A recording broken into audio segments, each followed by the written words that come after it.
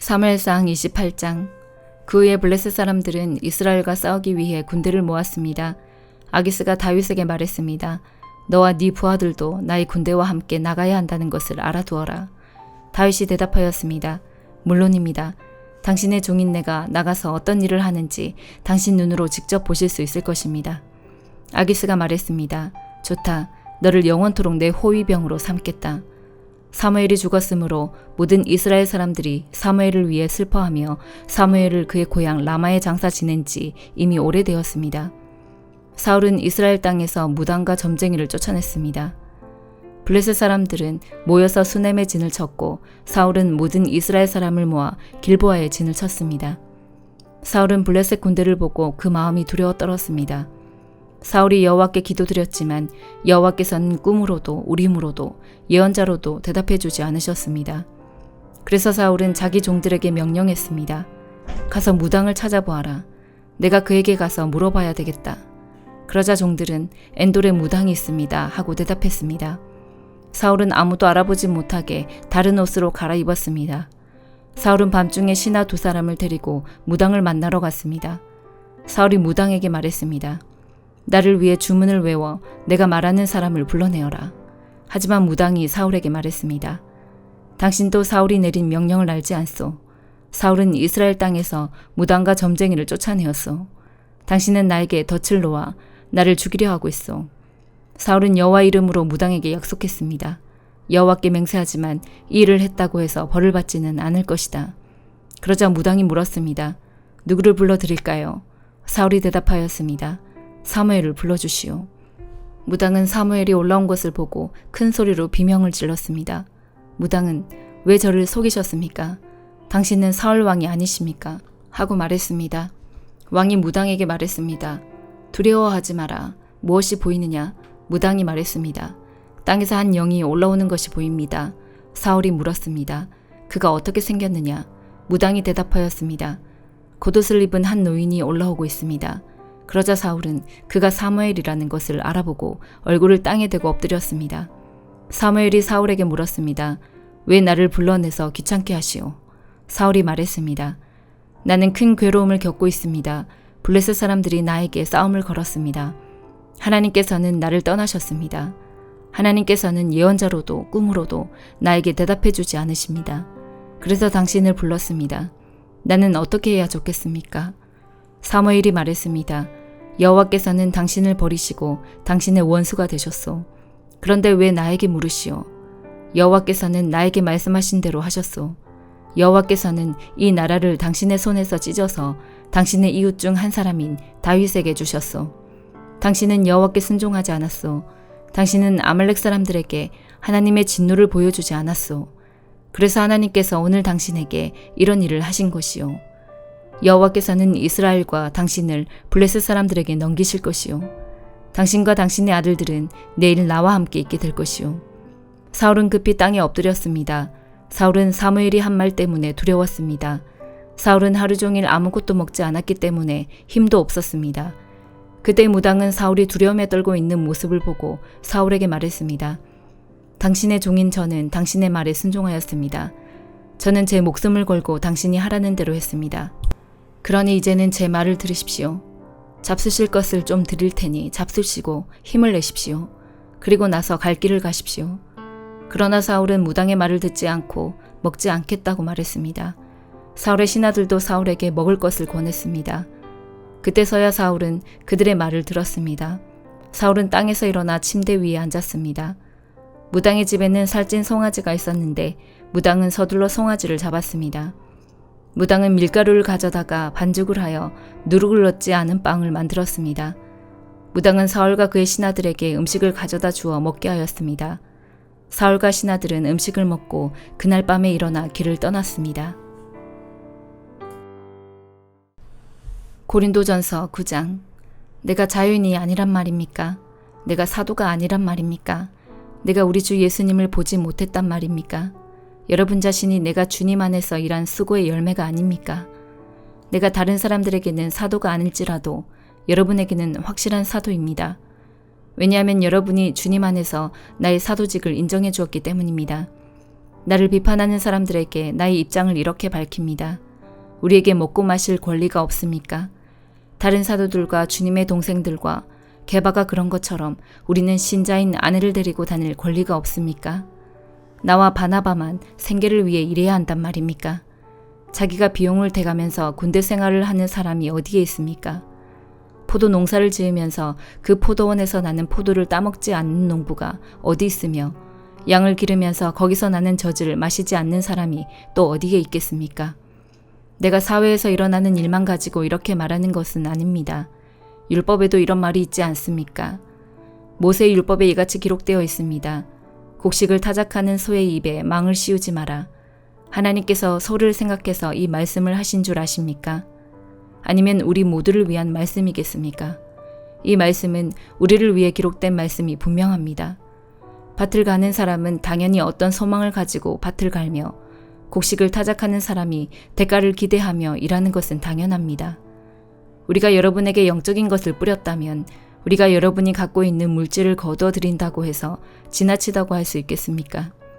다른 사람들이 여러분에게 이런 것을 요구하는 권리를 가졌다면 우리는 그럴 권리가 더 있지 않겠습니까? 그러나 우리는 이 권리를 행사하지 않았습니다. 오히려 우리는 그리스도의 복음에 방해가 되지 않기 위해 모든 것을 참았습니다. 여러분은 성전에서 일하는 사람들이 성전에서 나오는 음식을 먹으며 제단에서 봉사하는 사람들이 제단에 바친 것 중에 일부분을 나누어 가진다는 사실을 알지 못합니까? 이와 같이 주님께서도 복음을 전하는 사람들은 복음을 전하는 일로 생활하라고 정하셨습니다. 그러나 나는 이러한 권리를 하나도 사용하지 않았습니다. 그렇다고 해서 여러분이 나에게 그렇게 해주기를 바라서 이 편지를 쓰는 것은 아닙니다. 내가 가지고 있는 이러한 자부심을 빼앗기기보다는 차라리 굶어 죽는 편이 더 낫습니다. 내가 복음을 전한다 해도 자랑할 것이 없는 것은 그것이 내가 당연히 해야 하는 일이기 때문입니다. 만일 내가 복음을 전하지 않는다면 나에게 화가 내릴 것입니다. 만일 내가 자원해서 복음을 전한다면 당연히 보수를 받을 것입니다. 그러나 자원해서 하는 일이 아니라면 이것은 내게 맡기신 직무를 다하는 것일 뿐입니다. 그러면 내가 받을 상이 무엇입니까? 바로 이것입니다. 내가 복음을 전할 때 아무 대가도 받지 않고 전하는 것과 복음을 전하면서 나의 권리를 사용하지 않는 것입니다. 나는 자연이며 어느 누구에게도 매여 있지 않습니다. 그러나 나는 되도록 많은 사람을 얻기 위해 스스로 많은 사람의 종이 되었습니다. 유대인들에게는 유대인들을 얻고자 유대인처럼 되었습니다. 율법 아래 있는 사람들을 대할 때는 비록 나 자신은 율법 아래 있지 않지만 그들을 얻기 위해 율법 아래 있는 사람처럼 되었습니다. 율법 없는 사람들에게는 비록 나 자신은 하나님의 율법을 떠난 사람이 아니라 그리스도의 율법 아래 있는 사람이지만 율법 없는 사람들을 얻기 위해 율법 없는 사람처럼 되었습니다. 믿음이 약한 사람들에게는 약한 사람들을 얻기 위해서 약한 사람이 되었습니다. 내가 모든 사람들에게 그들과 같이 된 것은 아무쪼록 모든 방법을 다하여 그들 중에 몇 사람이라도 구원하기 위해서였습니다. 나는 복음이 주는 복에 참여하기 위해 복음을 전하는 일이라면 무슨 일이든 하고 있습니다. 경기장에서 경주자들이 다 달려가지만 상을 받는 사람은 한 명뿐인 것을 알지 못하십니까? 이와 같이 여러분도 상을 받을 수 있도록 달리십시오. 경기를 하려는 사람은 모든 면에서 자기 절제를 하는 법입니다. 그들은 썩어 없어질 면류관을 얻으려고 절제를 하지만 우리는 썩지 않을 면류관을 얻으려고 그렇게 합니다. 이처럼 나는 목표가 없는 사람처럼 달리지 않습니다. 나는 허공에다 주먹을 휘둘러 대는 사람처럼 싸우지 않습니다. 나는 내 몸을 쳐서 굴복시킵니다. 내가 다른 사람들에게는 복음을 전했으나 정작 나 자신은 자격 미달이 될까 두렵습니다.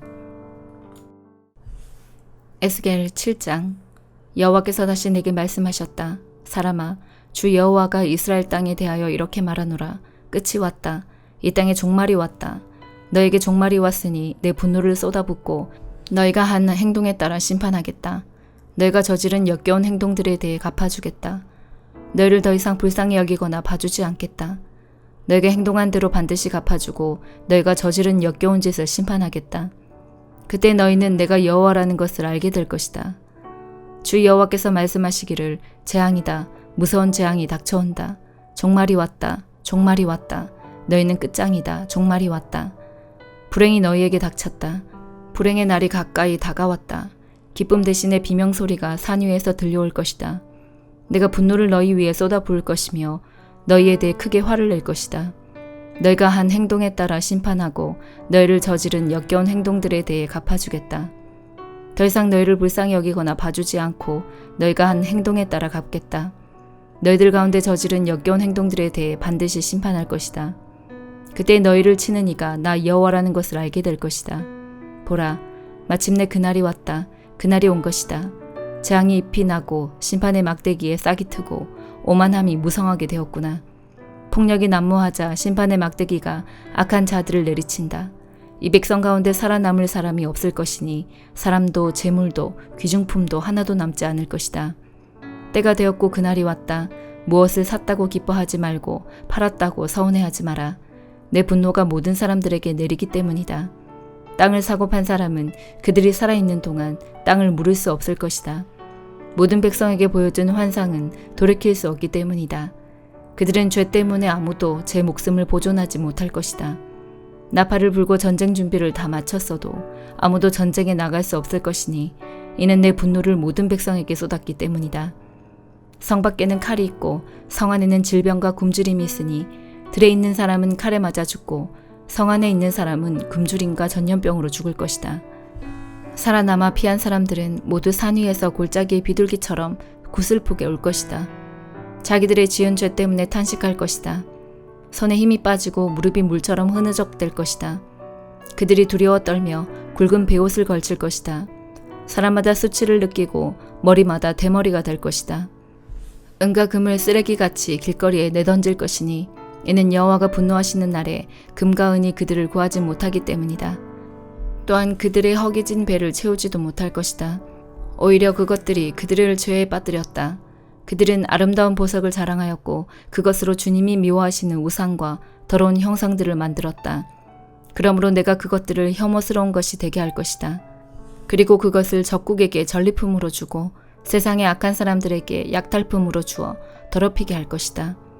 그들이 내 은밀한 처소를 더럽히고 도둑들이 들어와 그곳을 더럽혀도 이스라엘 백성에게서 내 얼굴을 돌이킬 것이다. 너는 쇠사슬을 만들어라. 이 땅에는 사람을 죽이는 일이 흔하고 마을은 폭력으로 가득하다. 그러므로 내가 가장 악독한 나라들을 불러와 이 땅 백성의 집들과 재산들을 차지하도록 하겠고 부자들의 교만을 꺾으며 그들의 신당을 더럽힐 것이다. 재앙을 당하였을 때 평안을 바라지만 평안은 없을 것이다. 재앙에 재앙이 잇따르며 소문에 소문이 꼬리를 물을 때 그들이 예언자에게서 계시를 구하지만 소용이 없을 것이다. 제사장에게서 하나님의 가르침이 끊어지고 장로들에게서 지혜가 사라질 것이다. 왕이 통곡할 것이며 신하들은 절망의 옷을 입으며 백성들의 손은 두려움에 떨 것이다. 그들이 저지른 죄악대로 내가 그들을 심판하겠으며 그들이 한 행위대로 갚을 것이다. 그때 그들은 내가 여호와라는 것을 알게 될 것이다. 시편 45편. 왕을 위해 시를 지으려니 내 마음속에 좋은 생각들이 넘쳐납니다. 내 혀는 솜씨 좋은 작가의 붓과 같습니다. 왕은 세상 누구보다도 훌륭하시며 왕의 입술은 우아한 말로 은혜가 넘치니 이는 하나님께서 영원히 왕에게 복주신 까닭입니다.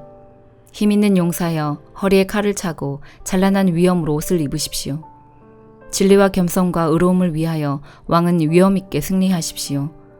왕의 오른손으로 장엄한 일들을 나타내십시오. 왕의 날카로운 화살이 원수의 심장을 꿰뚫을 것이며 모든 나라들이 왕 앞에 쓰러질 것입니다. 오 하나님, 주의 보좌는 영원히 있을 것입니다. 주께서 정의의 주의봉으로 주의 왕국을 다스리실 것입니다. 왕은 옳은 것을 사랑하시고 못된 행위들을 미워하십니다. 그래서 하나님은 왕의 모든 친구들보다 왕을 더 높이 세우시고 기쁨의 향유를 부으셨습니다.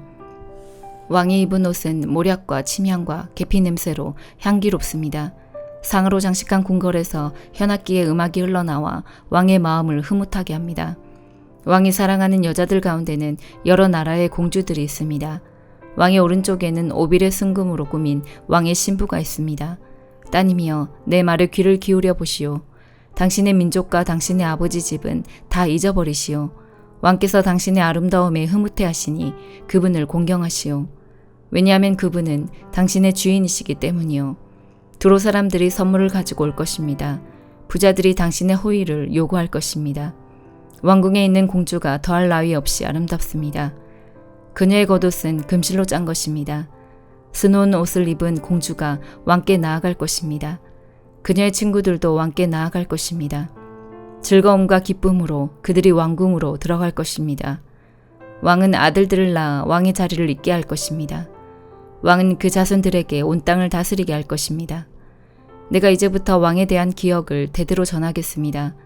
그리하여 온 나라가 언제나 왕을 찬양하게 될 것입니다. 시편 46편. 하나님은 우리의 피난처이시며 힘이십니다. 어려울 때에 언제나 우리를 돕는 분이십니다. 그래서 우리는 땅이 흔들려도 산들이 바닷속으로 무너져 내려도 바닷물이 넘실거리고 파도가 치고 사나운 바다의 산들이 흔들려도 두려워하지 않을 것입니다. 셀라. 가장 높으신 분이 사시는 성소, 하나님의 성에 기쁨을 가져다 주는 시내가 하나 있습니다. 하나님이 그 성 안에 계심으로 그 성이 흔들리지 않을 것입니다. 하나님께서 새벽부터 그 성을 도우실 것입니다. 나라들이 떨며 왕국들마다 흔들거립니다. 그가 목소리를 높이시자 땅이 녹아내립니다. 만군의 여호와가 우리와 함께 계십니다.